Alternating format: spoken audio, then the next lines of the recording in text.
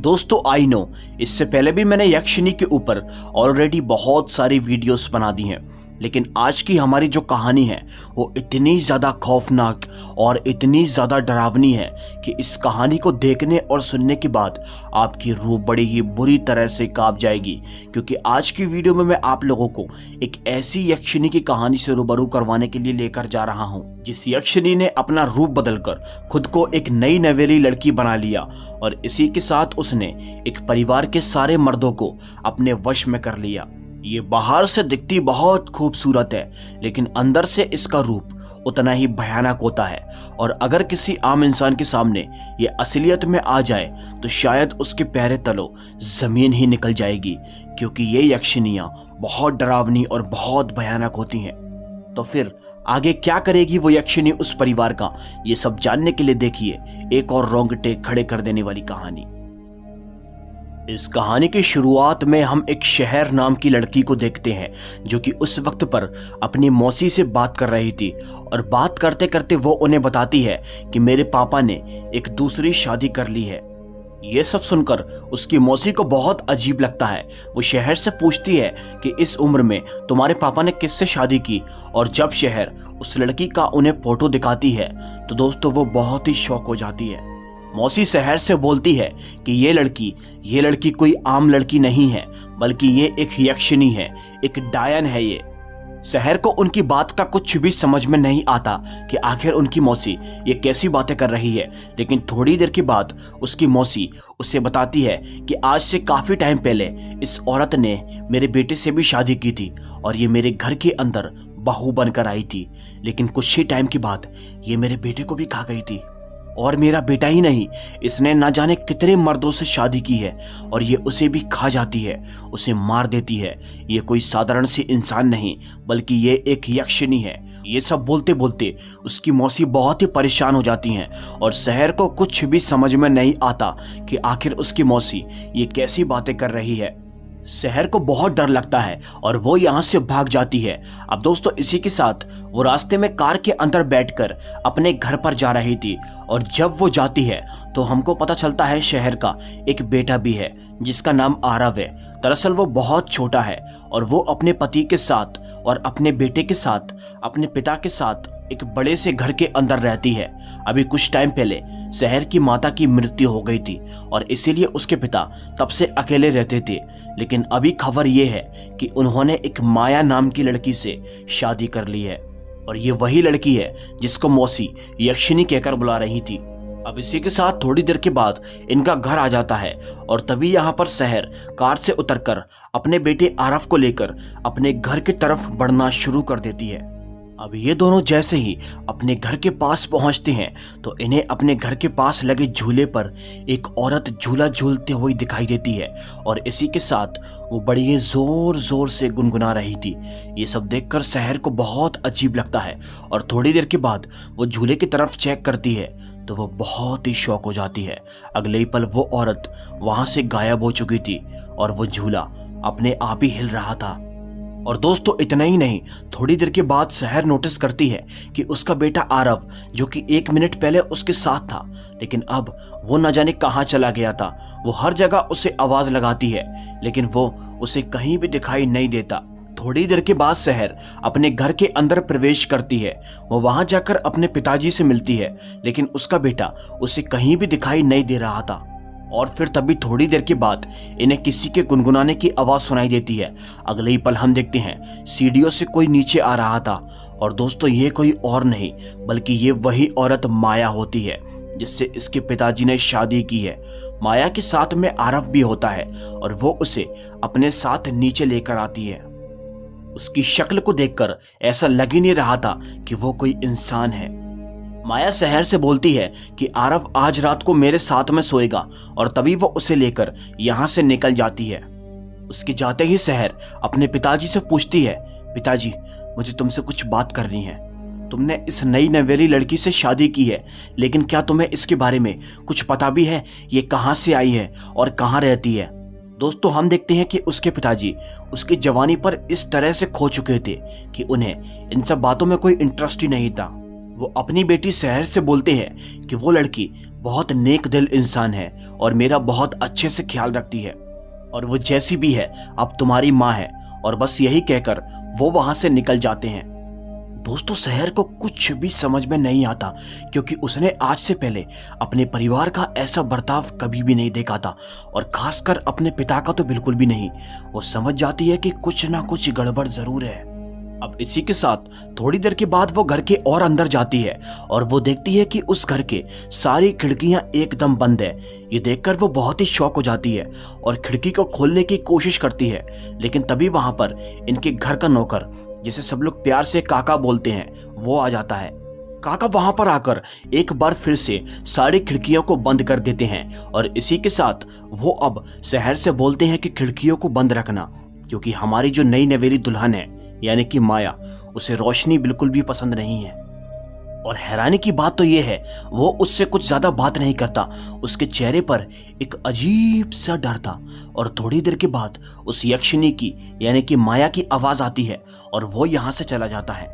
उसके जाने के बाद शहर के मुंह से बस केवल एक ही शब्द निकलता है, ये सब क्या हो रहा है इस घर के अंदर।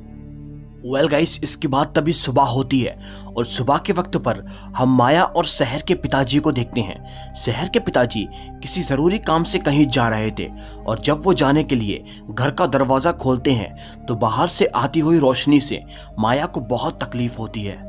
ये सब देखकर उनको बहुत अजीब लगता है। यानी कि दोस्तों, हमको पता चल चुका है कि ये जो भी है ये यक्षिनी है या फिर कोई और। इसको रोशनी से बहुत डर लगता है। अब थोड़ी देर के बाद वो किसी काम से चले जाते हैं और उनके जाने के बाद ही वहां पर आरव आता है और वो आरव से बोलती है कि घर का दरवाजा बंद कर दो, और तभी वो उसकी बातों में आकर घर के दरवाजे को बंद कर देता है। और जब आरव पीछे मुड़कर देखता है तो उसे वहां पर कोई भी दिखाई नहीं देता। लेकिन दोस्तों, थोड़ी देर के बाद आरव को वहां पर एक किसी का टूटा हुआ दांत मिलता है, जिस दांत के ऊपर खून भी लगा हुआ था। और वो दांत किसी इंसान का नहीं बल्कि किसी राक्षस का लग रहा था, क्योंकि वो बहुत ही बड़ा दांत था। अब थोड़ी देर के बाद वो वहां से जाकर नाश्ता करने के लिए बैठ जाता है, लेकिन अभी भी वो इस दांत को बड़ी ही गौर से घूरा जा रहा था। उसे कुछ भी समझ में नहीं आ रहा था कि आखिर ये दांत किसका है। और तभी थोड़ी देर के बाद आरव की निगाह पड़ती है अपने सामने की ओर एक कुर्सी पर, जहां पर दोस्तों एक बहुत खतरनाक बूढ़ी औरत बैठी हुई थी, जिसकी शक्ल बहुत डरावनी थी। अब अगले ही पल आरव दिखता है, वो बूढ़ी औरत अजीब तरह से चलते हुए उसके करीब आती है और उससे कहती है, आरव, आज तुम्हारे मम्मी और तुम्हारे पापा दोनों ही मरने वाले हैं। अब दोस्तों, वो छोटा बच्चा बहुत डर जाता है। वो किसी डरावनी औरत के मुंह से जब ऐसी बातें सुनता है तो उसकी रूह कांप जाती है। इसी के साथ अब वो अपनी मम्मा को आवाज लगाना शुरू कर देता है। और तभी थोड़ी देर के बाद शहर भी यहाँ तक पहुँचती है, लेकिन वो जैसे ही यहाँ पर आती है तो वो बूढ़ी औरत यहाँ से गायब हो चुकी थी। आरव उससे बोलता है कि वो दूसरे कमरे के अंदर गई है, और जब वो दूसरे कमरे के अंदर उस औरत को देखने के लिए जाती है तो उसे वहां पर कोई भी दिखाई नहीं देता। अब थोड़ी देर के बाद वो और आगे जाती है और वहां पर जाकर वो पर्दों को हटाती है, और जब वो पर्दों को हटाती है तो वो देखती है कि ऊपर स्टोर रूम की तरफ काका जा रहे थे। दरअसल दोस्तों, इस घर के ऊपर एक बंद पड़ा हुआ स्टोर रूम है जिसके अंदर कोई भी नहीं जाता। और जब शहर काका को वहां पर जाते हुए देखती है तो वो बहुत ही शॉक हो जाती है। इसी के साथ वो फैसला करती है कि वो उनका पीछा करेगी। फिर क्या, तभी वो उनका पीछा करते करते स्टोर रूम तक पहुंच जाती है। और जब वो स्टोर रूम तक पहुंचती है तो वो पाती है कि माया और उसके साथ में काका भी थे। वो अपनी आंखों से देखती है, माया काले कलर के कपड़े पहनी हुई थी और वो कोई अजीब सी चीज पी रही थी, लेकिन वो गलती से शोर कर देती है जिससे कि काका उसे देख लेते हैं। लेकिन थोड़ी देर के बाद वो वहां से फौरन ही भाग जाती है नीचे की ओर। अब वो जैसे ही नीचे पहुंचती है तो वो नीचे जाकर पुलिस को कॉल करने की कोशिश करती है, लेकिन इससे पहले कि वो पुलिस से बात कर पाती तभी अचानक से कॉल अपने आप ही कट हो जाता है। और ये कॉल इसीलिए कट हुआ था। अब हम देखते हैं पीछे से काका ने उस टेलीफोन के वायर को पूरी तरह से काट दिया था। यानी कि दोस्तों, काका भी कहीं ना कहीं उस यक्षिनी के साथ मिले हुए थे।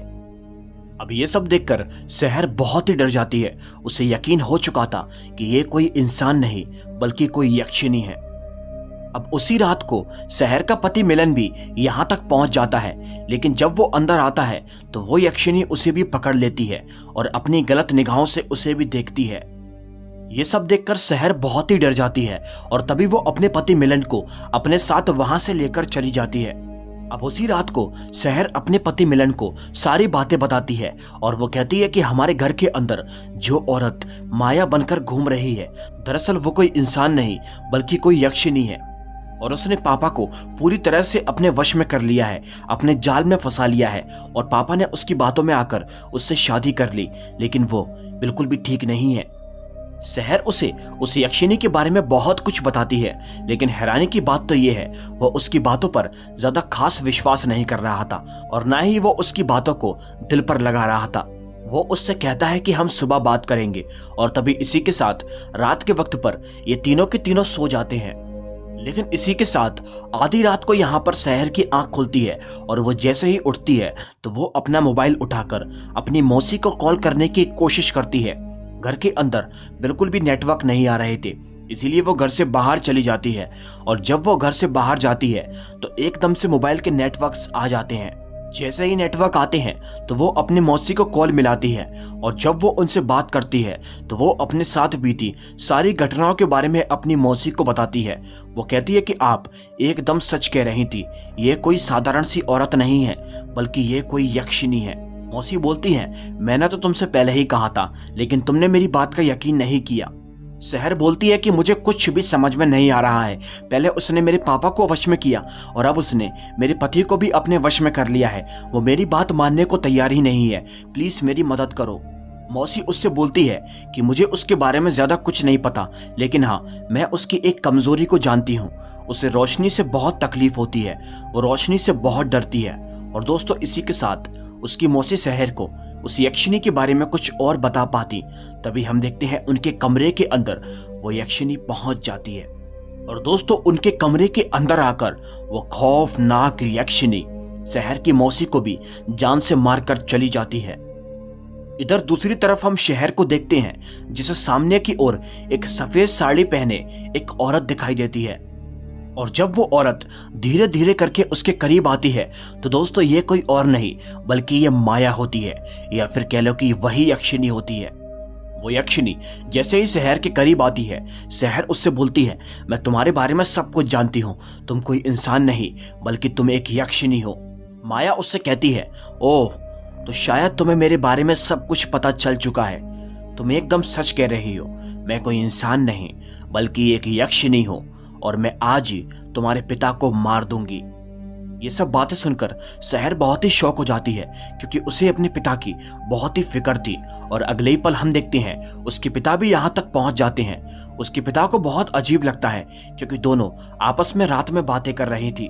शहर अपने पिता को समझाने की कोशिश करती है कि आप इस पर भरोसा मत करो, ये कोई इंसान नहीं बल्कि एक यक्षिनी है।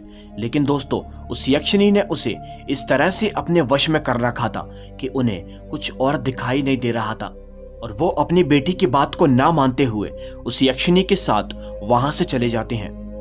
अब इसी के साथ हम देखते हैं ये दोनों अपने कमरे के अंदर चले जाते हैं और दोस्तों जैसे ही शहर के पिताजी अपने कमरे के अंदर जाते हैं तो उनकी निगाह पड़ती है अपने कमरे के अंदर लगे हुए उस आईने की ओर और जब वो उस आईने की ओर देखते हैं तो उन्हें माया का असली रूप दिखाई पड़ जाता है। दरअसल वो देखते हैं माया कोई इंसान नहीं, हकीकत में वो एक यक्षिनी है। उसकी हकीकत ये है कि वो एक डरावनी बूढ़ी औरत की तरह दिखाई देती है। अब उन्हें माया के बारे में सब कुछ पता चल चुका था, इसीलिए दोस्तों वो यक्षिनी उसे मारने के लिए उसके करीब बढ़ना शुरू कर देती है। वो बहुत जोर जोर से चिल्लाते हैं और अपनी बेटी से बहुत मदद की भीख मांगते हैं, लेकिन वो अब कुछ भी नहीं कर सकते थे। उस रात को हम देखते हैं और खौफनाक शैतानी यक्षिनी उस रात को उनकी बड़ी ही बेरहमी से हत्या कर देती है। अब दोस्तों इसी के साथ जब यहाँ पर सुबह होती है तो सुबह के वक्त पर शहर की आंख खुलती है और उसका पति मिलन उससे बताता है कि अब तुम्हारे पिताजी इस दुनिया के अंदर नहीं रहे हैं। और जब वो उसके मुंह से ऐसी बातें सुनती है तो वो मानो पागल ही हो जाती है। वो जल्दी से भागकर अपने पिताजी के कमरे के अंदर जाती है और जब वो वहां पर जाती है तो वो देखती है कि उसके पिताजी मरे पड़े हुए थे। जब वो अपने पिताजी की डेड बॉडी को देखती है तो दोस्तों वो बहुत ही गुस्सा हो जाती है और उस यक्षिनी को बहुत ही बुरा भला कहती है। वो कहती है कि इसी ने मेरे पिता को मारा है, मैं इसे नहीं छोड़ूंगी। लेकिन तभी दोस्तों हम देखते हैं उसका पति मिलन और उनके घर का नौकर काका उसको एक कमरे के अंदर ही बंद कर देते हैं। शहर बहुत जोर जोर से दरवाजे को बजाती है और कहती है, मेरी बात को मानो मिलन, दरवाजा खोलो, वो तुम्हें भी मार देगी। वो एक बहुत खतरनाक यक्षिणी है। लेकिन कोई भी दरवाजा नहीं खोलता।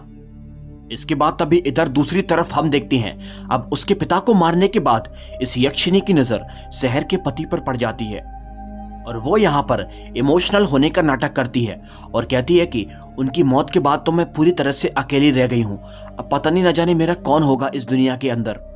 और उसकी बहकी बहकी बातों में आकर मिलन उससे बोलता है कि मैं तुमसे शादी करूंगा, मैं तुम्हें अकेला नहीं रहने दूंगा।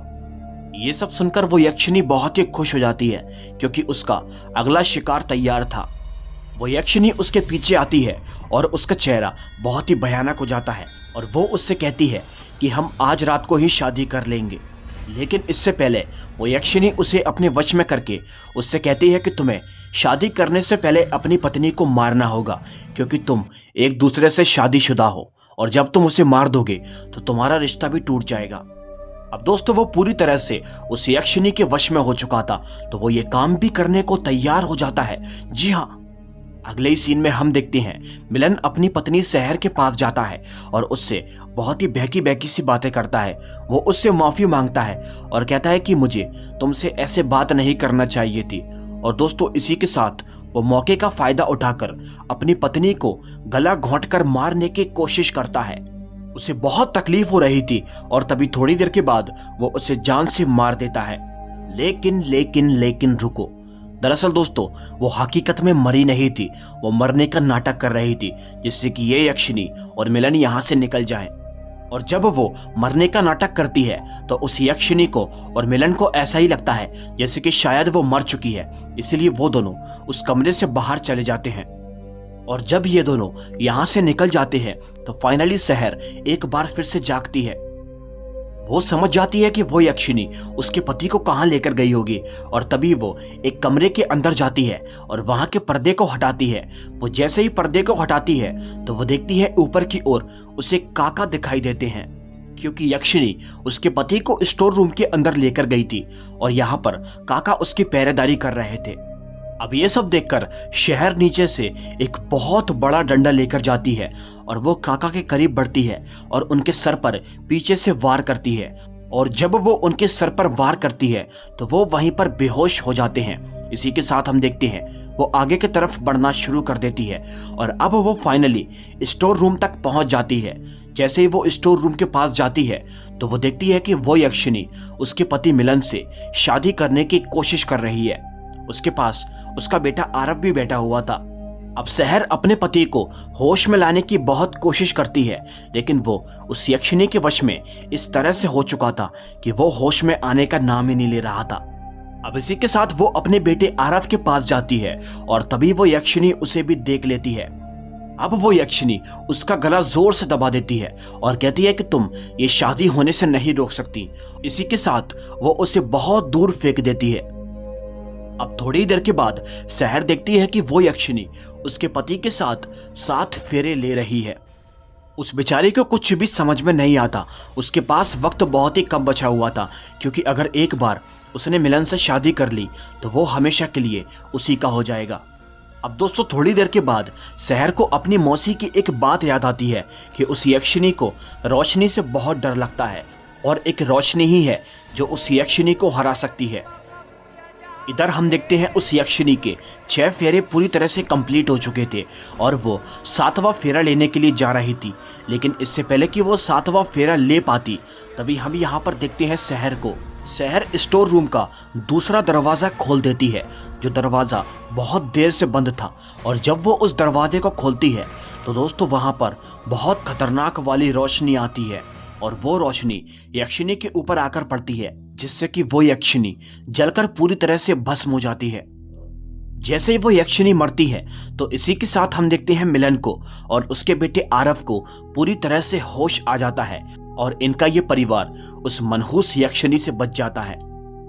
इसी के साथ ये कहानी यहीं पर खत्म होती है। दोस्तों उम्मीद करता हूँ आप लोगों को ये कहानी बहुत पसंद आई होगी। अगर वीडियो अच्छी लगी हो तो लाइक कर देना, चैनल पर नए हो तो सब्सक्राइब जरूर कर लेना यार, मुझे काम करने में थोड़ी सी मोटिवेशन होती है। तो चलिए अब हम मिलते हैं आपसे फिर किसी एक नई कहानी में, तब तक के लिए बाय।